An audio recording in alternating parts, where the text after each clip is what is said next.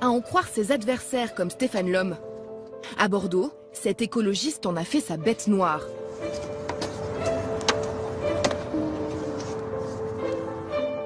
Bien là, je débranche ces voitures électriques tout simplement parce que je conteste le fait que la voiture électrique soit écologique. Elle est une calamité environnementale au même titre que la voiture essence ou diesel.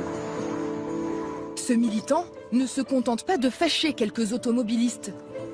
Il y a 2 ans, il a carrément fait supprimer les termes propres et écologiques de publicité pour la voiture électrique.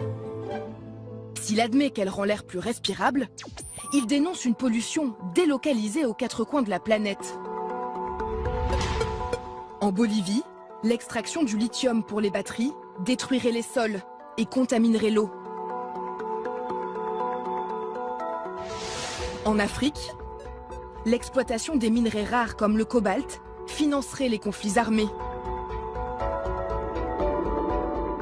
En Asie, dans les pays de l'Est et aux États-Unis, les usines de fabrication de batteries seraient responsables d'une incroyable pollution de l'air. La fabrication des batteries des voitures électriques dégage dans l'atmosphère l'équivalent de 15 ans d'utilisation d'une voiture essence ou diesel. Et en plus, tout ce CO2, il est émis avant même que la voiture électrique ait parcouru le moindre kilomètre. Donc c'est extrêmement nocif pour le climat. Selon des experts scientifiques, la fabrication d'une voiture électrique émettrait l'équivalent de 6,5 tonnes de CO2, contre 3,7 tonnes pour une voiture thermique. De plus, le recyclage des batteries est compliqué et coûteux.